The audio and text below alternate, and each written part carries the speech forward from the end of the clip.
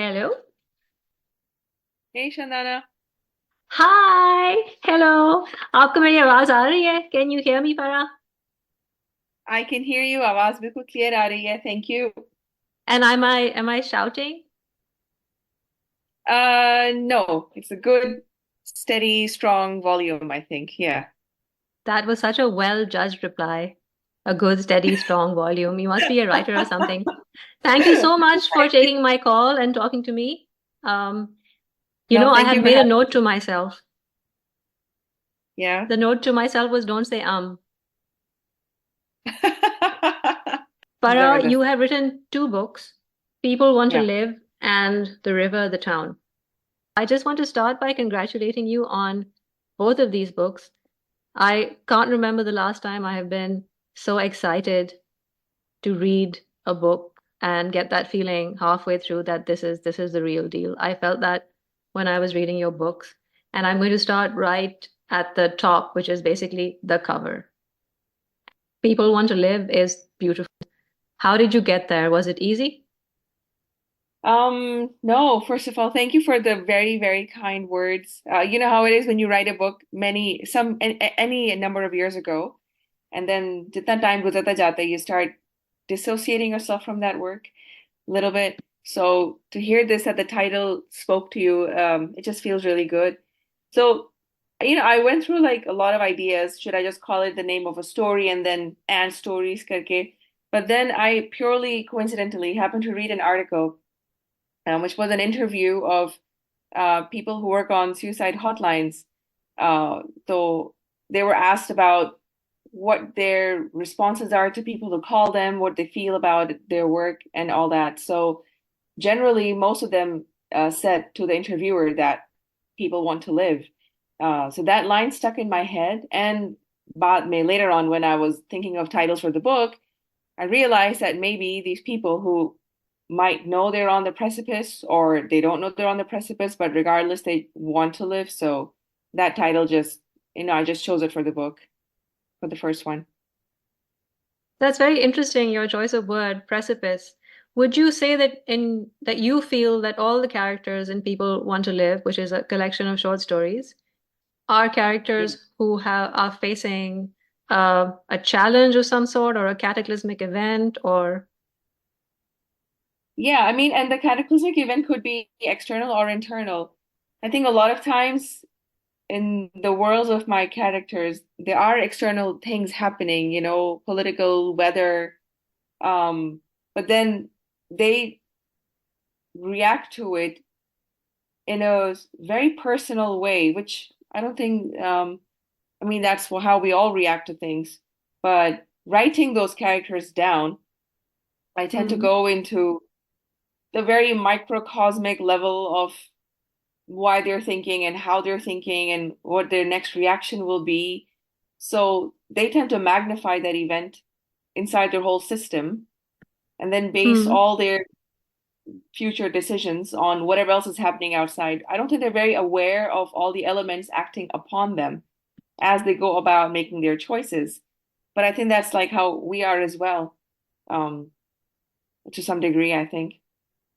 So I was on a sandbank just off Seaview the other day, and there were these little burrows of sand on the sandbank, and some distance from them, tiny holes, and those were the burrows of this particular kind of crab which lives on Clifton Beach and on those sandbanks. And Right. when I was reading People Want to Live, I felt that your writing, like Alice Munro's writing, did something very interesting with the interiority of the characters. The interiority that you give us comes from a very, very deep place, a place that is inaccessible to the reader once the page is turned. So Yeah. we are able to read about horrible things happening to people or people enduring horrible events in the way that they do in your book because we are safe. And we're safe because the interiority of the character is so deep. It's like a crab in its shell, and you see it for a flash of a second and then it's gone. Is that a technique that you worked at, or is it just the way that it happens for you when you are dealing with character? I mean, I want to say first, it's really interesting that you said reading it, one feels safe from the, big bad things that are happening around the person. If I mean, I think that's what you meant to say, but I've never thought of it like that. It's very interesting. Now, I wasn't working on this technique on purpose. I think what happens is that when I start writing a draft, as writers, we have so many drafts before we arrive at a voice that fits the voice that's in our head of that person on the page. So the Mm, more I draft out a story, I think I just tend to shed the things that I think are external, and I mm, try to get as close as possible to the character, almost to the point that, I'm maybe like in that person's body and I'm looking through their eye sockets, and when they move their hands, it's my skeleton inside. I don't know if that makes any sense, but I mean, as deep into their heads as possible. mm. I think maybe it comes from some childhood ambition to be a psychiatrist, which obviously didn't happen, but or to be a Wow. mind reader. Yeah, one of those things, be a mind reader when I grow up, which didn't happen either. But I think writing out these people and just trying to figure out what they're going to do next Hmm. is as close as I could get to that thing. So you wanted to be a psychiatrist when you grow up.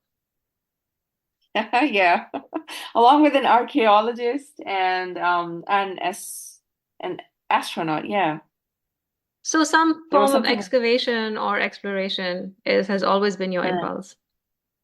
yeah, So actually, you explained this really well, but I'm still thinking about the crab and the shell. And I actually think yeah, that we are formed by our environments. And you said something just now about you tuning out other things. So I'm in Karachi right now. You yeah. lived in Karachi for some years. Do you feel that your ability to turn down the background noise comes from years spent in an environment where you can put glass between you and what is happening on the other side of it? Because over here we live daily with beauty and horror. Yeah, yeah. I don't think one can separate where one grows up, separate that from how one writes. In some form or the other, it has to seep in. And specifically about Karachi, where I was, born and raised, spent all my Hmm. formative years there. And you're right, we coexist with beauty and horror on almost a daily basis. So maybe it's a survival mechanism to partition off things that are out there, are very, very bad, and you can't tune into them all the time, Hmm. while, you know, being kind of aware that what you're doing is a result of what the thing that you've tuned out. But just because you've tuned it out doesn't mean it's not affecting you anymore. But Hmm. maybe it's a way of thinking about things, or getting by one decision to the next, one surviving one problem to the next, taking one fall and then getting up and then moving on to the next thing that you got to do. Or, Yeah. yeah, I think it's just a survival technique, maybe putting it That a bit then translated strategic. into your writing. I think you and I had a conversation about translation recently. And so while I'm in Karachi, I'm only visiting. I joined a gym and Amazing. the trainer, but she said That's that how you join the gym. yeah, she said that you haven't developed, suddenly grown on one side of your body. What's happening is that women store stress in their bodies differently. और Yeah. आपकी जहाँ आपने store किया हुआ है उसकी वजह से आपका बैलेंस आउट हो गया है. But so I sort of thought, Acha, what does that mean? And she said, the way the pressure of the ground is translating up your leg is wrong. And then I heard her Wow. say, yeah, and then I heard her say to somebody else who was trying a diet that she had given her, okay, you keep eating broccoli, it's translating well on your body. And I Translating. thought, this is, so this is the thing with Karachi that it's such fertile ground. It's such a cacophony of sound and story. And going back to that word again, character, that one is Yeah. spoiled for choice.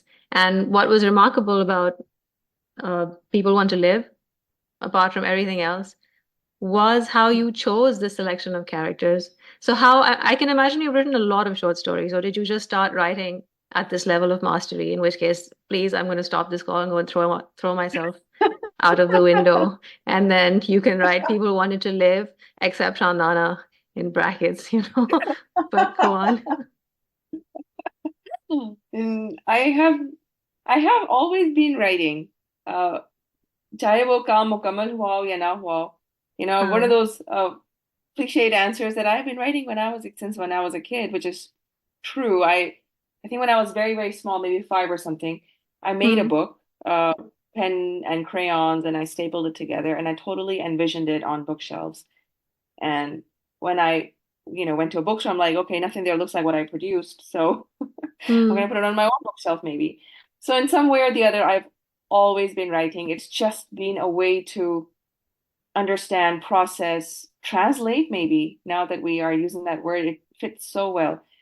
Translate into my own system whatever I see happening, observing, उसको पूरा digest करना. Writing has been the only way हाँ. to do it for me. So, Yeah, I'm very happy to hear you say that. Sorry, I cut you off. खत्म करें आप बात. no. नहीं नहीं So आप yeah, आप. just that I've been writing, and this particular book was a result of me pushing myself to finish something Hmm. finally, instead of just saying I will finish a story. I have written for many, many years, but never to the intent of making a book out of it. And were there stories that you wanted to include but didn't? Yeah, definitely, which didn't fit so well with the theme. Even though I wasn't working toward a theme, when I started writing these stories, it wasn't with the aim of a book. It was with the aim of finishing a few short stories. And then somewhere down the path, I thought, let's see if they make a book. And by that time, I had enough stories to make a book, whatever that criteria is. And I Hmm. had to let go of a few which didn't fit this so well. I realized that generally I write from a Karachi sensibility. I think that's the best way I can put it because I don't want to say they're based in Karachi, but I think Karachi is there where I was born and raised. Hmm. It's, it's like a second skin almost internally.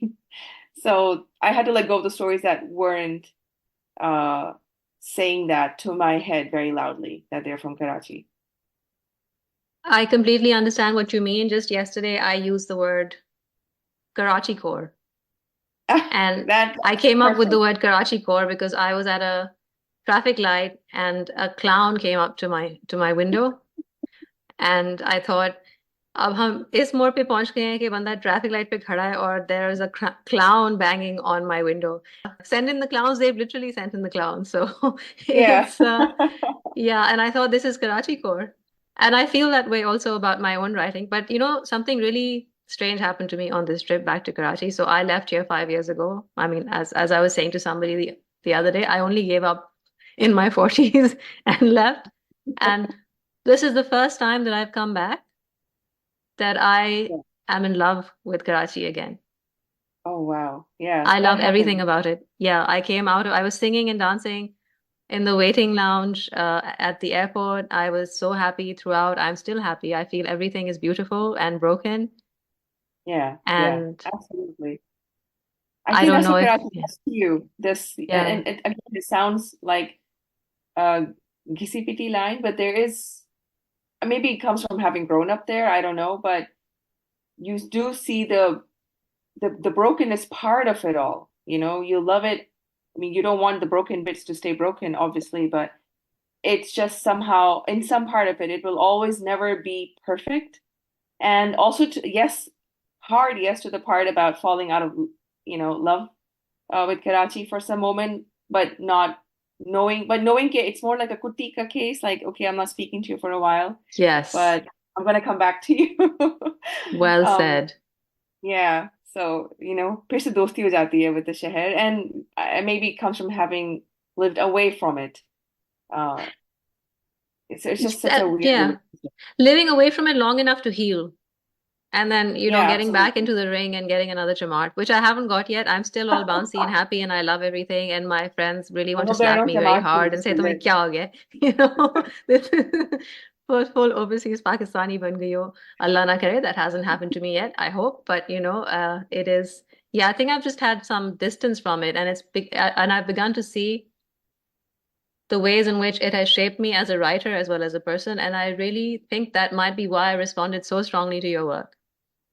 I mean ये नहीं है कि मैंने yeah. पिछले 5 साल में सिर्फ 2 किताबें पढ़ी हैं फरा बट ये इट इज ट्रू दैट आपकी किताबें पढ़ के मुझे बहुत ज़्यादा खुशी हुई. And I really viscerally responded to it. And I think it is because there is an element of Karachi core that I hear on a frequency as a fellow Karachiite that but I guess since other people all over the world are saying you're fantastic, it's not Karachi core and it's just a kind of Karachi exceptionalism.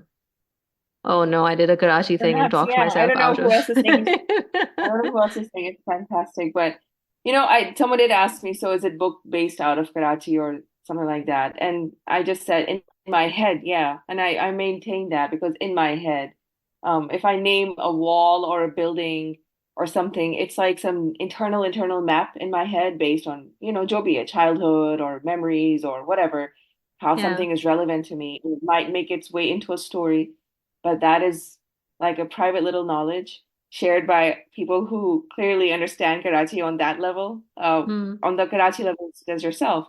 So there is maybe a certain vibe to the people in the stories about how they're processing whatever Karachi-ness is happening around them while Yes. living their very own individual personal lives. You're not, when you're living there, you're not always thinking, oh, I'm in Karachi, oh, I'm in Karachi. You're just there.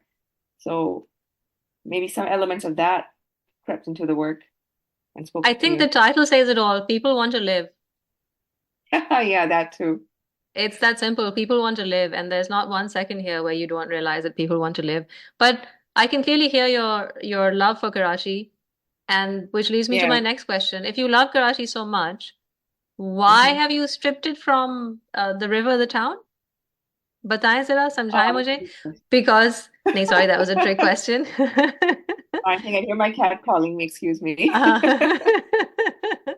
so in The River, the Town, which is your novel, your first novel, many congratulations. It will be the first of many. And there is the river and there is the town. There's also the idea of a city in there.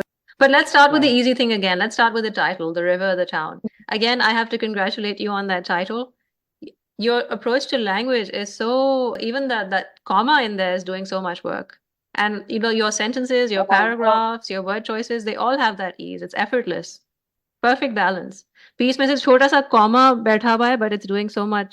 well, कैसे? this wasn't the original title that I'd worked with Yeah, for all the years what? with the book. Yeah. This was the result of a lot of brainstorming between among me, my agent, and my publisher. And we had put aside my original title and we had said, let's try something else. And so over many quick back and forth emails where it Hmm. was just, how about this or how about that, so I proposed this ultimately and everyone agreed with the river, the town. But I do want to mention the original title that I still have a very big soft spot for in my heart, and I wanted to call it Wants and Needs. Um, so nothing geographical at all about that. But again, very, insan level, wants and needs. But ultimately, I moved to this very different Hmm. kind of title, The River the Town, Yeah. but maybe the comma is doing that kind of work, like the pause, like, okay, these are two places or things, but, what did they imply? I don't know, something like that. That is very interesting. Wants and needs, I think, is great. It's like drawing an outline or a map and saying, this is what I want to do. Intentionality मेरी क्या है ये है. That Yeah. this is the tension between the two things. But yeah, I Yeah, I am with mean, I your wouldn't have settled for agent the and river. publisher on this. I wouldn't have gone for this title if I hadn't liked it. So, but I wants and needs keep it together, dil mein. Nee, So, wants and the river, the town is about wants and needs. exactly. Yep. It is about wants and needs, very much so. In fact, I was going to ask you how you felt about it being marketed as climate fiction, but I think वो बात की बात है because we should start again with character. Right. This is also a story about character, and the easiest way Totally. into a character can be a name, and your protagonist, one of your protagonists is Badal, Yeah. and there are other names which are heavily, what's the word, water rich. एक Yeah, नहर भी exactly. है, आब है, बादल हैं, Exactly. pregnant Yeah. with Well clouds. said. So yeah, Yeah. what is up with the water thing? Simply put, it was something that I was fixated on from pretty much the start.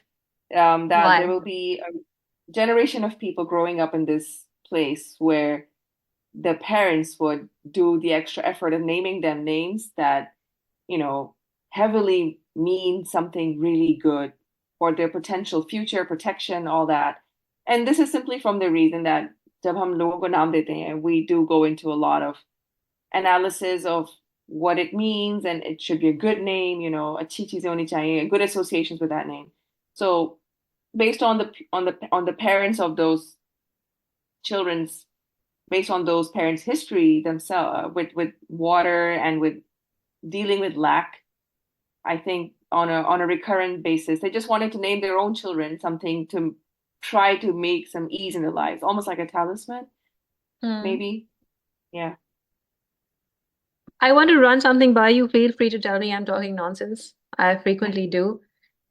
Water in your book, and I think this is why it's also being read as climate fiction. There is water scarcity is central to it, but I did not read it as literal water. I read it as memory. There's a Karachi-based artist called Aisha Qureshi whose work is absolutely brilliant. And in her last exhibition, which was just on at Coyle Gallery, it was called Temporary Homes Cast Temporary Shadows. There's a diptych titled Memory of Water, Right. and she feels that water is memory. And reading your book, I actually read the water as metaphorical for memory. And for me, the what the book was about was memory. Oh, that's a remarkably amazing reading. And yes, you know, just say completely right off the bat, and I wasn't making it climate fiction. It wasn't my intention at all that this was going to be a book that tells us how to behave with the climate or what it's Hmm. doing to us, or it wasn't a let's sit up and take notice. It's again always, always, always going to be about people. And again, the fact of the river was a background thing, and Hmm. that it was so closely connected to their lives in whatever manner. Um, yeah, then it has to be a carrier of memories or Yeah. of plans, even, or of some connection to it. Maybe in a kind of the way that when we are in Karachi, we are somewhere at the back of the head, we're aware that there is the sea, at the edge of the city. Yes. Yes. So, I mean, we're not always next to it, but that fact, or at least to me, that fact stays in my head. I'm very aware of it. And I don't Yeah. know how, again, it translates into things because हमें बहुत कम चीजें पता है. We know so little about ourselves. But maybe in that sense, the river in that place in the book did Hmm. that job of carrying things for the people, memories and hopes or plans, or um, even as it changed shape, as it shrank. So yeah, And in Karachi, it's under us all the time. So much of the suburbs of Karachi now, we see facing are built on reclaimed land, which is a disaster waiting to happen, and it yeah. will happen. But in the river, the town, there's even a scene where the parent of a grieving parent goes to school and is handed his son's half-empty water bottle, Yeah, yeah, I or know फिर वो that. पीता है. And I wasn't consciously thinking this when I was reading the book that water is memory, but then I saw Aisha's work and I thought, okay. And memory is also disputed and fought over, Yeah, which is, as all but memory is, yes, yeah. and the harshest, most ruthless battleground for that fight over memory is in the family. And I have Oh, absolutely no absolutely. issue with people saying climate fiction. I think if anything to get your book in more people's hands, so absolutely. It can be clit fic, it can be climate fiction, it can be dick fic, call it whatever you want to call it. But आप पढ़ें सब. But yeah, Yeah, so water and memory and family and class. yeah, absolutely. Yeah, all those things, they're all tied up. I mean, again, we it's one of the climate and all that is one of those things now more and more that we cannot ignore. Hmm. Start doing rising temperatures, like and especially in Karachi, the lack of water, the lack of easy access to water, Hmm. with the water mafia and all those things. So those are daily hassles in the heads of people. They can't Yeah. move away from that. But they're so in the middle of those battles that they're not thinking oh, हर एक के पास इतनी गुंजाइश नहीं है सोचने की that oh climate change or blah blah. Most of the people there are just like we have to get through, from one meal to the next or one day to the next job, one job to the next job, वगैरह. So, but all the while the reasons are that the lack of water, greed, all those things. I want to ask you about the role of music in your life, Farah, because it seems to me that you have this tremendous musicality in your writing. Oh, Do you interesting. listen to a lot of music? I do, yeah, I do. At times I would listen to it when I'm writing something to get the sort of like to align my head with the tone that I want the writer to have. And there's a piece of music that works to help me get into that flow. Jumbly words, but I don't know if you get what I'm saying, but I'm sure you get what I I'm do. saying. I get what you're saying because I also have a playlist. It's called Shandana Cleaning. And I listen to that playlist when I'm cleaning. And I know that Love some that. writers have playlists for different books. I haven't done that. So, did you have playlists for both your books? And what was the difference between them? And how did you select them? Did you make a playlist? And if a song felt wrong, did you drop it or did you stick to it? Oh, well, yeah, if a song felt wrong, even if I've had it on the list for a year of drafting the novel or book, I would drop it. Oh my For God, the that's first so ruthless, Farah. That's why you have such a starkness of prose because you're ruthless. I'm like, you're not working for him and you're goodbye. Remove You know? Yeah. click. Yeah. For the first one, I think I was just listening to Radiohead albums over and over the entire Ah, Khushi. body of work. And Pink Floyd. It's always Pink Floyd. For the second one, I did have a playlist to get into different kinds of moods for the different kinds of characters. And I mean, I'm just gonna say way back, I had a friend who said I'm Grandma Moses because of what I listened to. So What? he was a good friend. Okay. But so generally it's not brand new stuff. It's just the same stuff that I listen to, but ski in different playlists or in different requirements for the end. So they get shifted around as per the book. So you don't want to tell us what was on your playlist for the river, the town, I Oh, for think the is what you're second saying. one, Yeah. no, it was so long. There was definitely some Pink Floyd. But to me, Pink Floyd is so aleda that I can listen to them entirely as well without putting them on a playlist. There's all levels of this in my head, okay, Shandana? A lot Yeah, of no, but why categories. Pink Floyd? Why Best Pink friend, Floyd? best friend, huh? Why Pink Floyd specifically? I mean, Radiohead, I get. Radiohead, I totally Yeah. get. And I love Radiohead. I was listening to This Is Tom York all the way here, and it's still the only thing on my phone for this trip, so I understand. But Oh, Pink amazing. Floyd का क्या? Yeah, क्यों? Pink Floyd के ये कि, they were just really weird when I'd first heard them, way back when I was in grade seven, I think. In I think I Karachi. heard Heart Mother. No, I was in Syria, Then? Damascus. My dad was Oh, posted there. interesting. Okay. Yeah, between 93 96. So I was listening to Adam Heart Mother, I think that's one of their early albums, or A Saucer Full of Secrets or something. And it was just so weird. And that weirdness kept staying in my head, Hmm. along with oh, I love Nirvana, which I still do of because of how Kurt Cobain sounded. But Hmm. their sound, I just loved it. I loved their electronic elements and how weird it can get. And I especially love their voices, Roger Waters and David Gilmour. They have beautiful voices, which is Tom York also has a beautiful voice, like Sukut Barik Si Awaz and all that stuff that they're singing. It's kind of at So I odds with find, the, yeah, no, go on. yeah, no, that's it. No, I was going to say, sorry, I have a very bad habit of interrupting. And I basically wanted to say that are you talking about a hermetically sealed sound? Because that's the sound that Tom York has for me. I feel that when I'm listening to Radiohead or his work, it's a sealed room in the way that your books are sealed environments.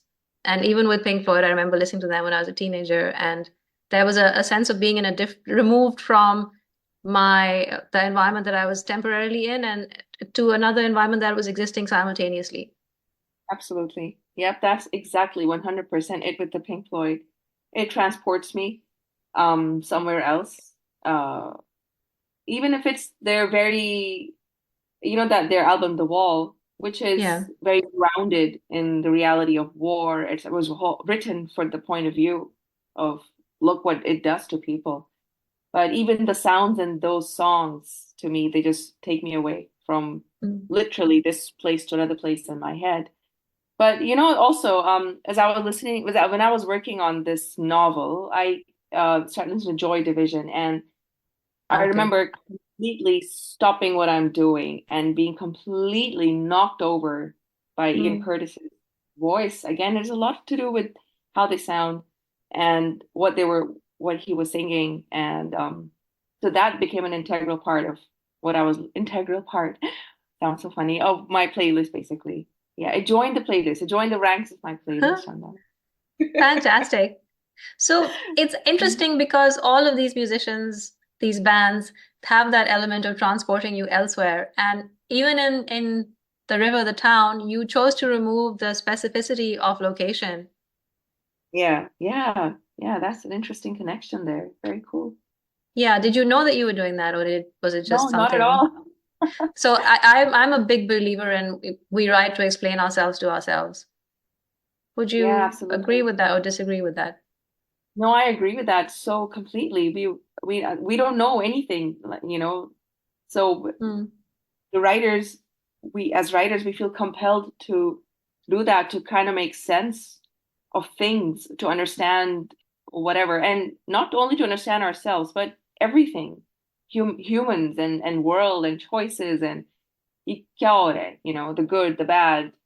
Why does the bad have to follow the good? All those things. So we write to understand. Yep. Yeah, क्या हो रहा है क्यों हो रहा है इनके साथ क्यों हो रहा है might just बिल्कुल. be हम मेरे साथ क्यों हो रहा है and this goes back to the idea of character. Do you think character is real? I think I've gone off once or twice to you about my infatuation with Rachel Cusk, which lasted a couple of years, some years ago.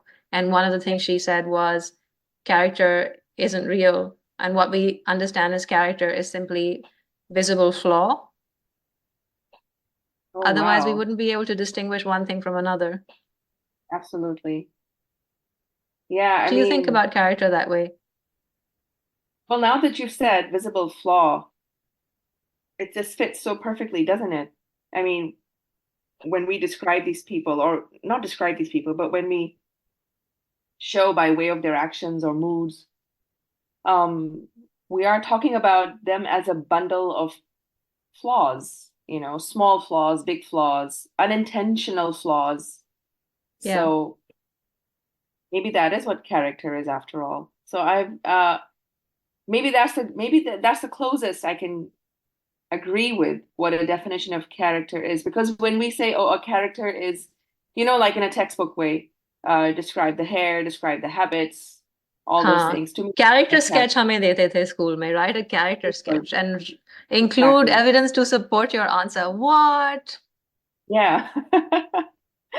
Which which now it's definitely that's not all that character is. That's not the essence of this person you're trying to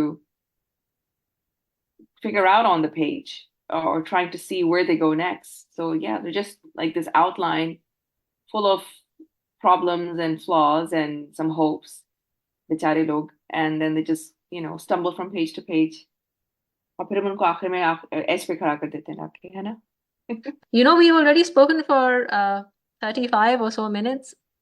और अगर That's वाकई ये amazing. मैं trunk call book करती जैसे हमारे जमाने में होता था this is a clue for how old I am then I remember And trunk a clue to calls. how old I am, because I, totally get it, down to the shouting down the आप मेरे पास 1 minute है आप मुझे जल्दी से बताएं कि अगर if you were having an iftar party because it's Ramzan right now, Mhm. who are the writers that you would invite? Would you invite a writer to an iftar party? That was my first question. That's Would you such do a it? weird question. Would I invite writers to an iftar party? No, because I'm not very talkative at that point. I just want to get on with my coffee. Maybe Yeah, after, exactly. तो हमने इफ्तार कर हाँ. लिया है, हमने coffee P लिया है, now let's get together. Yeah, I mean, if I do call them over, I would expect them to sit morosely or quietly as well. In थोड़ी the देर के corner. Yeah. Yeah, सामने बैठ जा, it's okay. Don't have to be in the corner. I mean, then if I'm not carrying the burden in my head of here's a capital W writer sitting at my table, who I'm immediately assuming is someone of great renown or जो भी है. हाँ. पता नहीं क्यों though. Must examine the why I would imagine it like that. Um, then I would imagine that would be a burdensome iftar for some reason. But if it's a friend who happens to be a writer, तो फिर सब चलता है. It's all good. Yeah, you can ask about childhood and vice versa. I'll ask you as well. In between the jalebis. अच्छा ठीक है, फिर मैं जा रही हूँ. ठीक है मैं then. हाँ, I'm going to put ko but thank you so much for talking to me. Loved talking to you, Shandana.